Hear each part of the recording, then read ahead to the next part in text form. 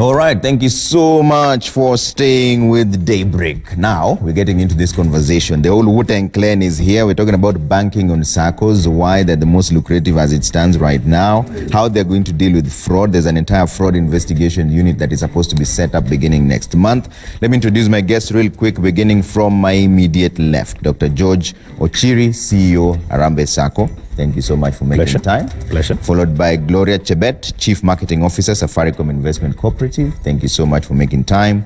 And Luanga Mbeche, CEO, Kimisitu Sacco. Thank you so much for making time as well. They'll all be making heads and tails of this conversation around banking on Saccos and why this is the venture that people are choosing right now. We'd like to hear from you as well. What has been your experience? What are the concerns you have around Saccos? 22422 is SMS line at Trevor Mbija at Zinzi_K. Faisal Ahmed is also with us here. He'll be taking us through the numbers. Faisal, what's your Twitter handle, by the way? It's at Ahmed F. Faisal. I couldn't find any other. This is the reason why I wasn't picking that Twitter handle. Now it's a whole paragraph. And it's at who? We have guests. Only the wise will understand. We have guests. Gentlemen, please behave. Go ahead, Sir Faisal. Faisal has some numbers that we will run through. Thank you, Trevor. Just to take you through some of the numbers that we have here for you. 1.2 trillion shillings. This is actually the size of the Sacco Society in Kenya. The Sacco Society was actually set up a long time ago when even small groups of women, the ones we refer to as chamas, started setting up before they were officially formalized, and proper cooperatives were actually set up. So it has actually grown to this from that small weekly, monthly contributions that the ordinary Mama Mboga was actually saving with. Now, last year alone, this was by how much the Sacco industry grew. In 2018, the savings with Saccos was at 690 billion shillings. 2019, it has actually jumped by 70 billion shillings to 760 billion shillings. Now, this alone shows you the potential that the Sacco industry has had in Kenya when it comes to savings, but it will also get much deeper into the conversation of savings when we engage our guests. But going further down, we have 2,286 non-deposit taking Saccos who have 153.2 billion shillings saved up with them. That's actually an improvement from the previous years, and this is actually the number of Saccos both registered and unregistered with the Sacco regulator, SASRA, 7,300. And out of the 7,300 Saccos, which I had mentioned, the number had grown. 2,200 failed a test that was actually conducted by the Ministry of Trade. This was actually to see if these financial institutions were financially fit to take deposits, and actually this shook the entire industry and could be the reason why the government has opted to set up an anti-fraud special unit to be looking into Saccos, and particularly the whole savings area in Saccos. Now, the main issue, and the first question I want to throw to our guests, is the issue of governance. Maybe I'll start with you, Daktari.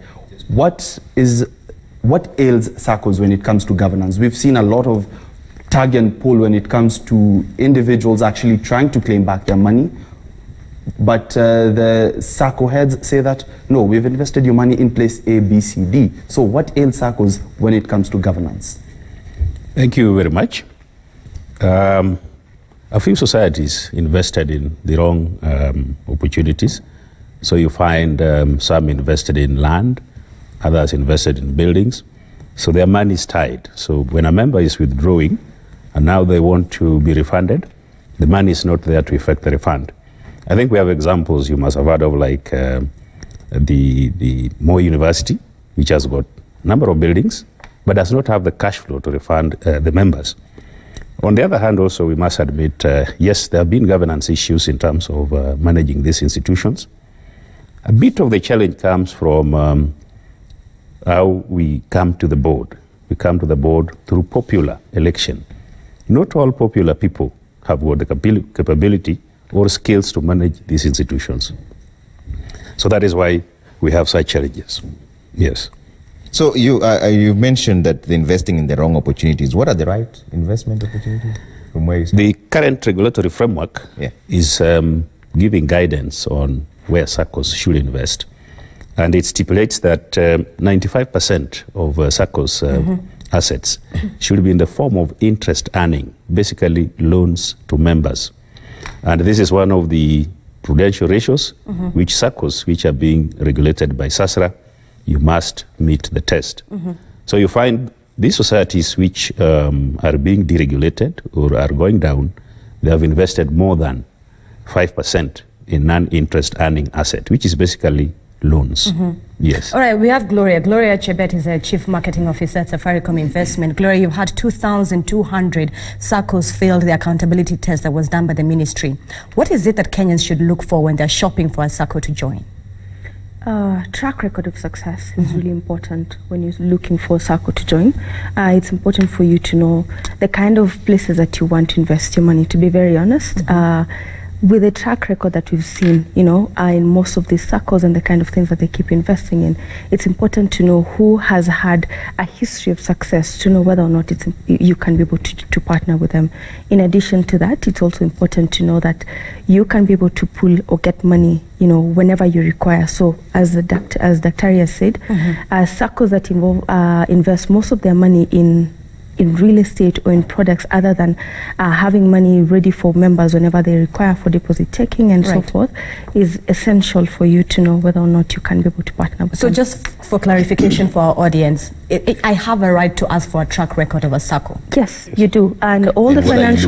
are you looking for when you get that record? And all the financial records for all Saccos should be published, and most of them do upload them on their websites. Please go through them, understand how the history of success in those Saccos have been over the years, to know whether or not that is a sound investment to partner with. Is there a need for innovations in the Sacco area? Because now I'm talking about the most practical things. I know it's membership based, but are we looking at a situation where a young person who's just from the university or maybe even from a college, but the skills that they have are not necessarily, they don't have collateral? Say a DJ, for example, wants some loan, because if they walk into a bank, they will not be given that loan. They're thinking there's no collateral for that. And yet, these are the job opportunities that are available. Are we looking at innovative ways that can bring in the younger people who need this money and they can easily pay up, but they don't have a track record per se?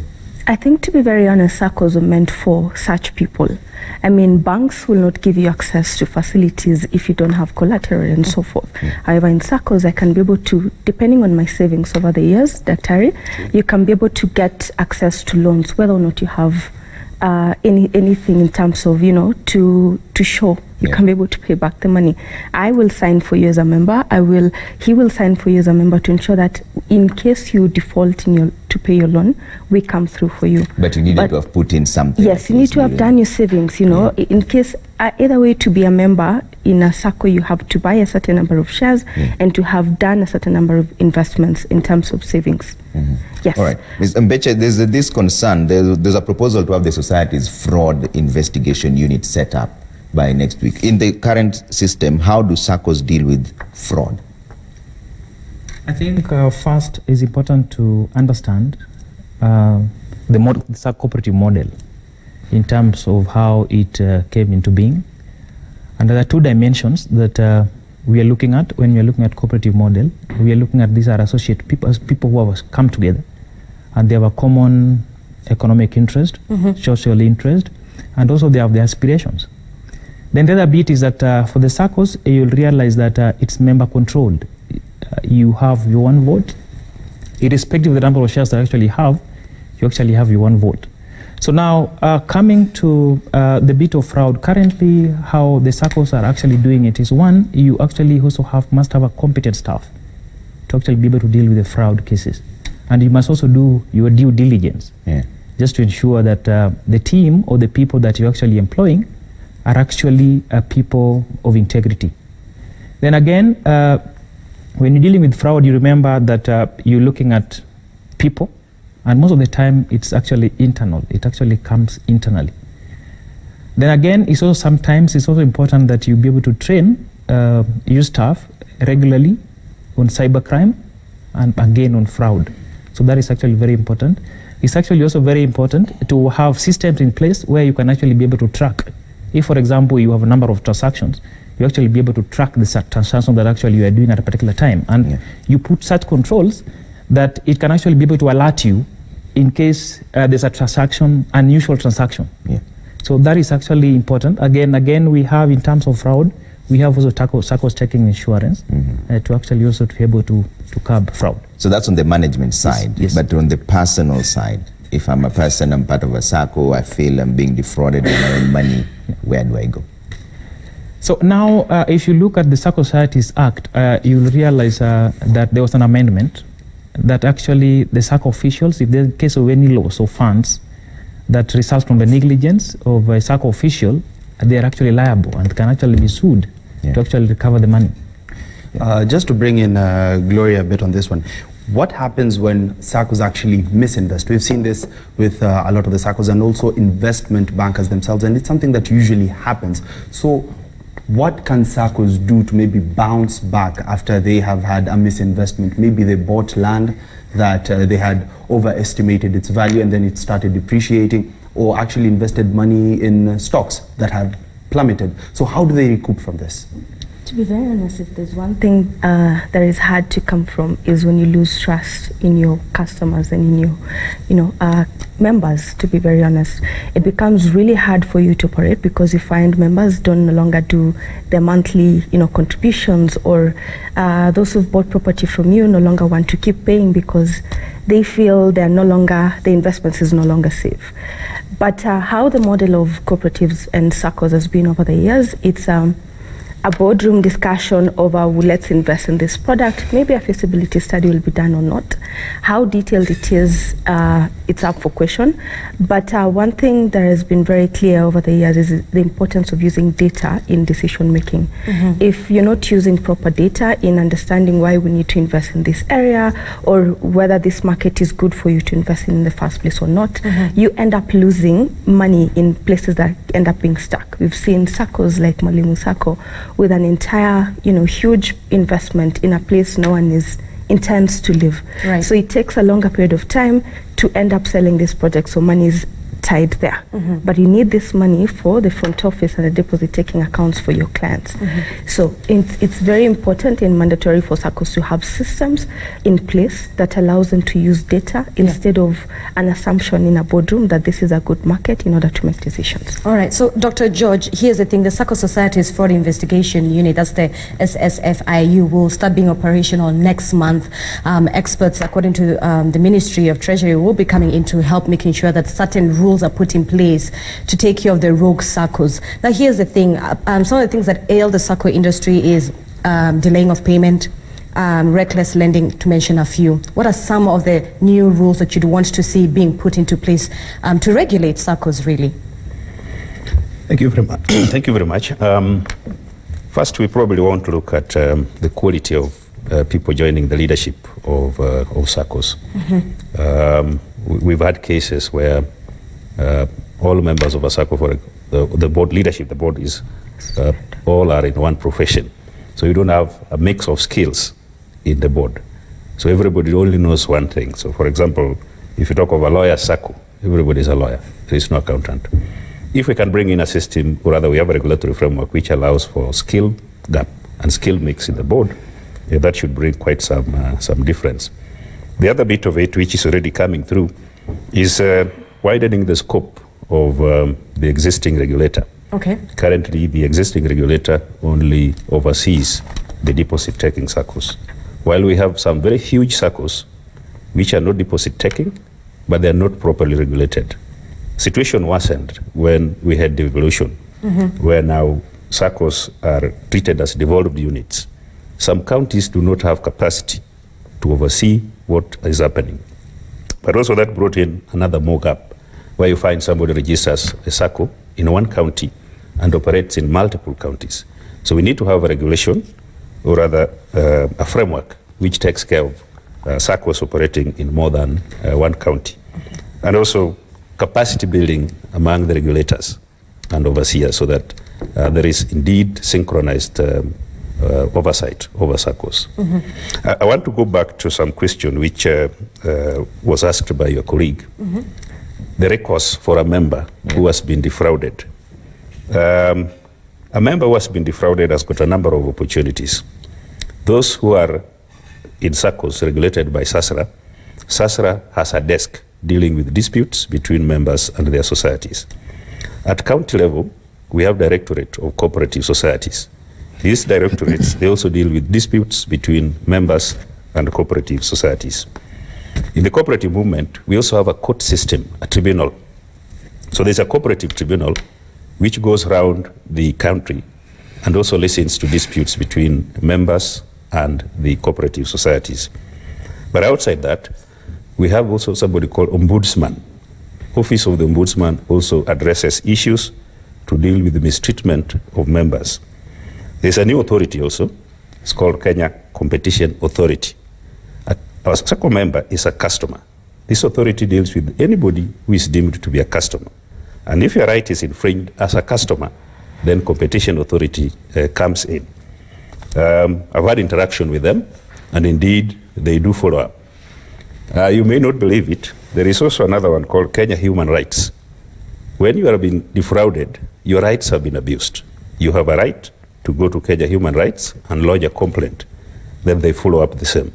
Thank you very much. Just to bring in again on this one, Saccos are not all bad. Actually, they've helped the economy a lot. Comparing numbers from 2018 and 2019, the savings have actually grown by 70 billion shillings. So there's something good that the Saccos are doing. What can be done to actually improve this? Because a lot has been said about Kenya's savings culture, but that is in mainstream banks. People are not saving, they're just opening banks for salaries accounts and all that. But what can be done to actually improve this number? Because there's a lot of potential out there when it comes to savings, and actually Saccos are one of the streams that people can use to save. But what can be done to expand the scope? Yeah, thank you very much. One area that Saccos have not done very well in is marketing. The potential of growth in the Sacco subsector is huge because the model is very simple. You are a member, you are an investor, you are a customer.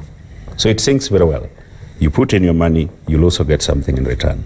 But most societies, you'll find they operate within a defined common bond, and they rarely bother to go outside the common bond to get more members and mobilize more products and services.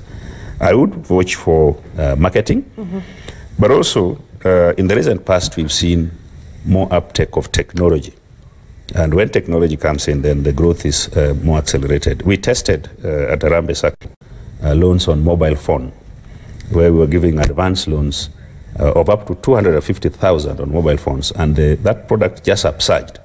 And by extension, in a Sacco, before you borrow, you must save.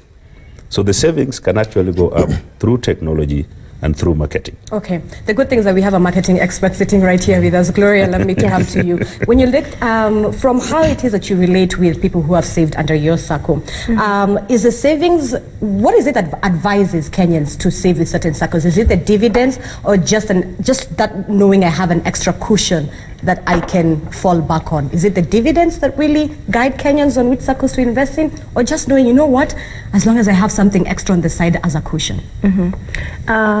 First, maybe just for clarity, I'm from a cooperative society, not a Sacco. So as Safaricom Investment, we don't really do deposit taking.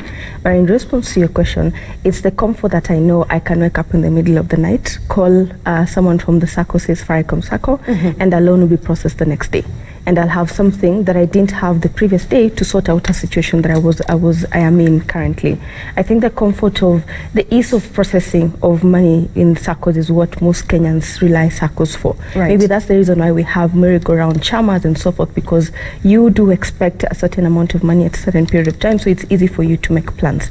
Saccos gives you that comfort of mind with the growth that we've seen over the years as far as Saccos are concerned, and Kenya being a leading, being leading in Africa as far as Saccos is concerned, is really just because of the comfort it gives the common mwananchi. All right, here's the thing. Oh, go ahead, Trevor. Beche, there's a concern here. Last year, the SASRA sent out a circular saying that the existing regulatory frameworks governing the operations of DT Saccos is inadequate and leaves customers exposed to market abuse.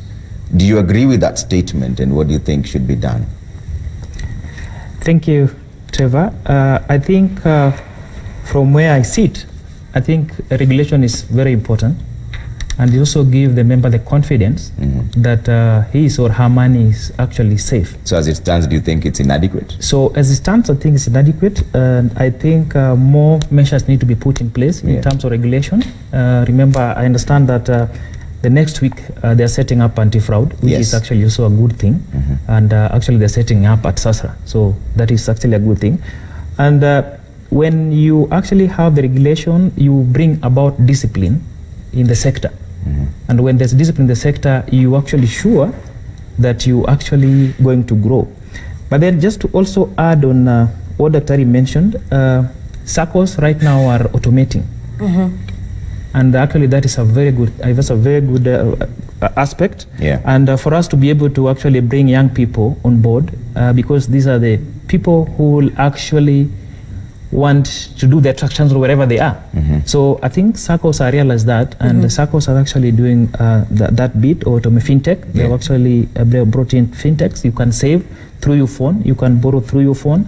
And just as he said, at Kimisitu, we also introduced a mobile product. And we didn't believe how much we were giving each day. So we realized that is, and again, the loan product normally, the rates are not similar to the regular products we actually give. So we realized also you're able to make, actually able to make money. All right, here's the thing, Beche. If you saw the numbers that Faisal shared with us earlier, the latest data from Treasury is showing how the numbers have gone up from about 760 billion compared to 690 billion the previous year, which has sort of raised the profile of Saccos in the financial sector. Then I'm curious to know, and even from where you're standing, what is the future of banking in Kenya? You look at banks, the interest rate is still a conversation that is on and off. Getting a loan from a bank, it's quite tiresome. So with banks playing hard to get and Saccos winning the hearts of Kenyans, what is the future of banking in Kenya? What I'll actually look at, I'll actually talk about more on Saccos, and what I'll point out is actually simplicity in borrowing from Saccos. It's actually a very simple process when you compare it to the bank. You'll realize that, again, you use your savings to actually be able to work as a collateral for you to be able to actually borrow, and from the same savings, again, you're earning interest at the end of the year. And then if you look also in terms of Saccos, if you look at the highest ever paid dividends in companies or in the sector, Saccos pays the highest dividend in the sector. So I think in terms of the numbers, I'm actually thinking that moving forward, even for the Saccos, Sacco need to have a full ministry, given the numbers that we're actually seeing. And just the other year, where the national savings were 33%, that was actually accumulated by the Saccos. So I think this is a sector that really need to be given a lot of attention, and also be supported to actually get to its full potential. I think for the bank, I will actually say the future is in the Saccos. Yes. Okay, Dr. George, you already want to jump into Yes, I would want to add a voice on the same. First, there will be banks, but there will be fewer, because even right now, an economy of 10 trillion, we cannot sustain 42 banks. That is too much for this small economy. So the banks will reduce in number. There will be also, Saccos will eat into their market size, but they will also carnivore one another. So we'll have fewer banks, but even Saccos, the same. We have got too many Saccos, a number of them actually not economically viable. So I'm imagining, and also going by the question from your colleague on strengthening the regulatory framework, one of the areas is probably to look at the viability of some of the Saccos we have around. The current regulatory framework makes it a little bit open. Any 10 people can come together and then they form a Sacco. Allow me also to add a voice on the question about the weakness of the current regulatory framework. SASRA is supposed to operate like Central Bank of Kenya. Central Bank supervises commercial banks or banks in the Republic of Kenya. And Central Bank has got teeth, will step in and take action if it deems it fit on any bank. Currently, the regulatory framework allows SASRA to do inspections and then liaise with the Commissioner of Cooperatives. That is too lengthy. So one of the expectations from my desk, SASRA will be given more powers that if they do any investigation and they deem fit to take action, they don't have to refer to another arm of the government. Straight away, they take action. And this, of course, will also bring in a sense of discipline in the leadership in terms of secretariat in terms of board. Yeah. Yes. So then what's the need of having the Society's Fraud Investigation Unit? Because now this will work with SASRA, DCI, Ethics and Anti-Corruption Commission, as I see here. Doesn't that just make it a whole quagmire that is even harder to navigate? Thank you very much. I'm privileged to lead a Sacco which has had actually fraud, a number of fraud transactions. And currently, the system is that we refer to the banking fraud unit. They are the ones we refer Sacco matters to.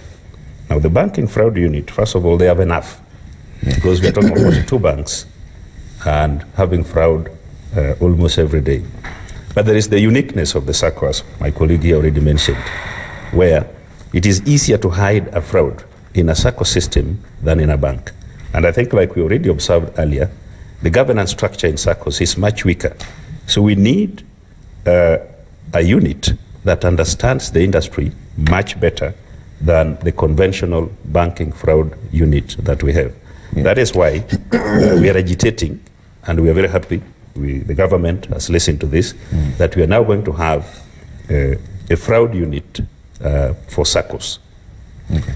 Just to bring in Gloria a bit on this one, is there credit information sharing in cooperative societies and Saccos? Because this is very important in knowing that this person is in Sacco A and also once is in probably 1 or 2 Saccos and also has credit on one and wants to borrow from the other. So is there credit information sharing between Saccos themselves like there is in banks, and what happens if someone defaults? I think the data is available, but as far as sharing is concerned, there are a couple of loopholes there. That is why you'd find I can be in 3, 4, 5, 6 Saccos, and I have loans in each of these Saccos. I mean, once I'm a member in a certain Sacco, the fact that I'm even asking or borrowing a loan, that is business for the Sacco. So the reason as to why I'm actually happy about, the fraud center coming up is because it will now ensure such things are put up to measure and standards that will ensure that such information is shared across the platforms. It's been very clear lately, anytime someone defaults, you're being told, oh, you'll be listed and so forth and so forth, but in Saccos that hasn't been quite clear. And my thoughts as to why that is clear in banking sector and not in Saccos is because of the digital disruption that happens in the banking sectors in comparison to the Saccos. Saccos are slow to adoption of technology, they're slow to adoption or even change in the first place. So if you're not able to make up change or adopt technology, how are you able to share such data at ease? So if all my information is an analog system somewhere here, how can I share with this Sacco so that I can be able to compare data? So as long as we don't do digital disruptions in Saccos, banking sector will be doing better in comparison to the Saccos. So Mbeche, it's a very thin line actually, because there's the sharing of information and the role of technology. If your style is digital and they are more analog, how do you share with them, like Chebet is raising there? But then there's also the issue of the right to privacy. Should there be some level of regulation that I don't necessarily want my relationship with you to necessarily translate to his data? I mean, I don't want him to see what we are dealing around. I think, thank you. If you look at the Saccos, mostly in terms of data sharing, it normally comes at the point where you are applying for a loan. At the point where you are applying for a loan, and also at the point where you are actually coming in as a member, the KYC, where you actually have to know your customer. So through that, you'll actually get to try to build more information around the customer, right from the time he or she's getting in to the point, because the Saccos normally take a period before you're able to get your loan. The Sacco will take 3 to 6 months, but for the fintech products, it will be immediate. But during that time they're actually taking, then you actually have to build information around your client. And again, in terms of the information that you're actually getting, they need to actually sign just to allow you to be able to access their data, whatever they are, because that will actually allow you to serve him or her. But you accessing my data as Kimisitu doesn't necessarily mean I've allowed you to share it with Harambee Sacco, for example. I agree with that. But you realize that when you go, for example, to the credit bureaus and you actually pull in, if Harambee is actually registered with the credit bureau and you're actually able to pull in data, I'll actually find your data if you are with the Harambee Sacco. So the data is there. Isn't that where the concern is? That's where my main concern is. So because I'm giving you, because you realize the Saccos are giving multipliers, and because I'm actually giving you part of the members' money, I'm actually have the duty to actually safeguard the money. So before I lend it out, I actually make sure the person I'm lending it out to is actually able to actually pay back the money. But you're saying that the future is Sacco. Yes. What is the future of Saccos? Now, as I look at the Saccos, in terms of the governance level is actually going high. Young people are actually coming in, even in terms of the board. I have an average board of, I think, 40 years. And then again, they're actually coming with new ideas. They're actually, embracing technology. So I'm actually looking at a point whereby with the good regulations, those many small Saccos could actually merge and actually come up as a bigger entity, so that we don't have very small Saccos. You will realize that you'll get to a town, and in the same building you have 3 Saccos. So you wonder what is the business, behind this. So I think the Saccos, when they are clearly regulated and actually clearly guided, then I think the Saccos are taking over. Okay. And I think why, Zinzi, I don't know if you've picked on this, but why Trevor has been insisting on privacy a lot. Maybe he doesn't want his credit score to be known. Because he could be, the same discussion we had last week. But Daktari, just to bring you in before we go and break, what happens to guarantors? Because this has been also something that a lot of people have been complaining about. I assure someone, or rather I be their guarantor when they're taking this loan with this Sacco, and what happens to me if they actually default? So first, the concept of guaranteeing in Saccos is a very noble idea. It makes it very easy for a Sacco member to access credit facility. And it has worked very well. When we compare the Kenyan model with the rest of Africa and the rest of the world, the Saccos here have grown very fast because of this model, where it is so easy. Your colleagues, they give you a guarantee and you access a loan. The painful part comes where now a loanee or a borrower fails to repay their loan. The regulatory framework currently allows the primary Sacco, or the Sacco that lent out, to pursue the loanee, but the last fallback is the guarantor. And indeed, we've done that, and it's very painful, even bringing fear now amongst members. We already have societies facing challenges where now members do not want to sign for colleagues because they have suffered before. And have you thought of maybe bringing in insurance, because banks have done that a lot, bringing in insurance to maybe safeguard themselves? It's very difficult to cover loan, an insurance cover for loan default. Very, very rare. So what is the solution to that? Because I don't want to give Trevor my money. I don't want to be his... Neither do I. Neither does Faisal. But we still want to borrow in Saccos. But you see, that aspect of where your colleagues or your friends become your guarantors seems to be a challenge. What's the way around it? What's the solution? There is opportunity. In the Republic of Rwanda, they have moved ahead of us, though they are much younger than our nation. While there is the concept of guaranteeing, they are getting stronger in collateral lending, where collateral lending is, and now we ask you to bring your title deed or your logbook. Now, what happens in Rwanda that we don't have here in Kenya? There's an authority where we lodge these collaterals. If you don't honor your obligation as a borrower, I, as a lender, I only report to the authority. The authority then coordinates the collection process. In Kenya, the lender is left on his own, and then we end up now going to the guarantors. So actually now going to the regulatory framework, probably that should be one of them, where we have an authority that coordinates collaterals that are attached to loans. All right. Let's see some of your feedback coming through on 22422. That's our SMS line at Trevor Mbija, at Zinzi_K, at Citizen TV Kenya. Faisal would say his Twitter handle. That's a whole paragraph. Let's see what we're saying here. Mutembe Wankuone from Meru says banking on Sacco is the best option currently. You get loans 4 times your savings and dividends annually depending on the profits made. Ask why the Arambe Sacco are paying very low dividends of 6.5% compared to other smaller Saccos who are paying more, up to even 20%. Right. Is Arambe Sacco falling?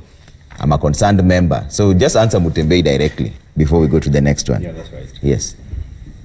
Thank you very much, Mr. Mutembe. First, a Sacco, like Arambe, we lend at 12% per month. That is 1% reduced, sorry, 12% per year. That is 1% reducing. Our real effective rate of interest is actually 6.7%. So even going from that alone, it is almost impossible to pay a dividend of 20%. And I need to warn that member not to be hoodwinked. We've had cases where Saccos pop up, they pay very good dividend for 3 or so years, they attract members even from other Saccos, then in no time, they have no liquidity management system in place. I don't want to mention one, but there is one in town today where you cannot even access 20,000 shillings after hoodwinking. But on the dividend comparison with Saccos of our size, we were falling behind in some of the prudential ratios. So we are in agreement with the regulator that for a period of time, we are going to be putting aside more of our profits to reserves so that, like the prudential ratios require, we meet the compliance requirements. And this we have explained to the members that as much as we need to be popular, we pay a high dividend, it is also important to be compliant. Yeah. And if you also look at our size, to meet those requirements is not as easy as the small societies. For example, there is one called core capital ratio. You need to have 8% of your total assets. So when you talk of Harambee, you're talking of 8% of 29 billion shillings. And that should be from reserves alone. That is huge, because that one you're talking about almost 1.8 billion shillings. But this is something we're going to overcome, because in the arrangement we have, we expect come the end of 2020, we should be fully compliant with all the ratios. He's also wondering whether Harambee Sacco is falling. No. Harambee is too solid to fall. In fact, if you talk of societies that you can count on, you should start with Harambee, because you can physically see it. All right. And if you go to any major town in Kenya, Harambee is present. Okay. Let's see another concern coming through. If there any feedback, 22422, and that's SMS line. You can reach us on. Komen from Eldoret says, recently, Safaricom Investment did a test run of a product known as Mali on its mobile phone platform. Mobile phone platform, what became of it? Saccos thrive on trust. Many Kenyans have lost savings to Sacco leaders who collude with regulators to conceal leakages. Chebet? I don't think that is our product. Mali is not a Safaricom product? Yes, it's not a Safaricom investment product. It could be a Safaricom Sacco product. And I probably would love to get back to that person with the details about that issue. And that's the much I can say about it. But for clarification, Mali is not one of your products. It's not one of Safaricom investment product. It could be Safaricom Saccos product. Okay. Yes. All right, let's see what else you're saying online as well on 22422, and also using the hashtag Daybreak. That's what we're waiting for to bring up. Is there a quick, that is from Sir Nixon from Kindaruma. He says that, is there a quick way to verify or see if there's a true or genuine Sacco? Like there's a way to verify a valid driver's license through a short code. Is there a way to actually see that, Mr. Mbecha? Yeah, I think the Saccos are actually regulated. And as we mentioned as we started this conversation, was that the Saccos are audited every year, and it's a requirement. And the Saccos, the accounts are actually there for anyone who actually want to join, to actually really look at them. And these are done by qualified auditors. They're actually going through those accounts. So for you to make verification and actually say this is the right Sacco that I want to get into, through looking the financials, you can actually be able to tell. You can actually be able to do your ratios. You can actually be able to tell whether this is a liquid Sacco. You'll actually be able to tell this is a Sacco that you can get your loan in 1 hour or less. But that's only, so what amounts should I be looking at? If I'm not Mutia mathematic. So if I'm not a mathematician, I see the papers, then we call it Mutia mathematic. So we have a lot of things there. You have the data. What am I looking at? The final balance, the closing balance, and how much should it be for me to know this is a solid Sacco? But also, Mbechi, just to add also on what Trevor is saying, from what our viewer is asking, there's no short code, there's no dial star, this just hash, to verify. And verify on the spot. I think if you look at the website, you'll actually, if you look at the ministry website, you'll actually see a list of actually Saccos. And because all the Saccos, remember the Saccos that are not deposit taking currently are still regulated by the Commission of Corporate Development, and of course for the deposit taking actually by SASRA. So this is information that you can actually find if you actually want to see. And then again, what members also do is that because it's like. You want to understand, because realize that you are an organization whereby you are having your membership are you having a membership for that particular, that's the employee organization. So you can actually be able to tell the kind of service that these members are actually getting from the Sacco, if at all you are not mathematical. But if you're mathematical, you can actually look at the ratios. You can actually be able to tell whether the Sacco is actually be able to pay its obligations. What, for example, what is the liquidity ratio? It is able to actually pay off the loans that they actually have, or is it struggling? For example, are there queues when their loans are on loan applications? Are there, so what is the level of customer experience? So that you can actually get. Yes. So referrals is actually also very important for the members. Actually, before they join Saccos, they actually go for referrals. Right. They just to find out how the service is, the experience that these other members actually have in terms of, so the service delivery is actually key, and is something that is out there that you can actually get through referrals. All right. Gloria, I'll let you have the last say. I think, to be very honest, this is one of the things I would expect to see the anti-fraud unit set up to do, to provide a platform for members, or for the public to be able to access such information on the mobile phone, or, you know, or via dial or something like that. However, currently, before this system is put in place, you can be able to use data on year performance. If this year we did well, the next year we're also growing, and so forth and so forth. Or when there was a dip and then we were able to pick up, such information can be able to help you make a decision on whether or not that is a good Sacco to join. And the good thing about today is social media is very vibrant, and the digital world has a lot of information about each and this Saccos available. There's data about how badly Safaricom Investment probably did last year, or how well they're doing in something else. You can be able to use such information to gauge for now. But as moving forward, this is one of the things I remember. There's a question you asked, what you'd want to see the anti-fraud unit doing is put in place systems that members can be able to easily access such information.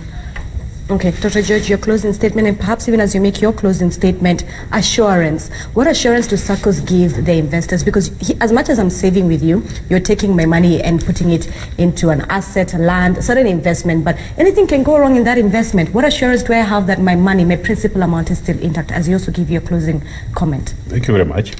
Already the assurance is there from the regulator. If you had a question about compliance, now the deposit-taking Saccos, the regulator demands, it's not negotiating, demands that we put up to 95% of Saccos money in loans to members. And for the regulator to approve, for example, your accounts or to give you a license, then you must be near compliance or fully compliant. So the assurance is there with the regulator. My last remarks, I think, is slightly outside this, but still within. We are very excited with the government's inclusion of Saccos in the Big Four agenda, particularly the housing agenda, where 11 Saccos have been nominated on pilot basis to work together with Kenya Mortgage Refinancing Company. And we want to see whether we can make long-term financing, now going beyond 15 years, to our members to do houses. Rambe Sacco is one of them. And of course, I would want to urge the members to save more in readiness for this. All right. Dr. Jojo Chiri, CEO, Rambe Sacco, Gloria Chebet, Chief Marketing Officer, Safaricom Investment Cooperative, and Luanga Mbeche, CEO, Kimisitu Sacco. Thank you so much for making time for us this morning. This has been the conversations around Saccos and why you're banking on them. And thank you so much for the questions that have come through to our studios. Now we're going to move on to a different conversation in just a bit, right after the break. Faisal Ahmed has a bit of concern in regards to the coronavirus. Yes, Faisal?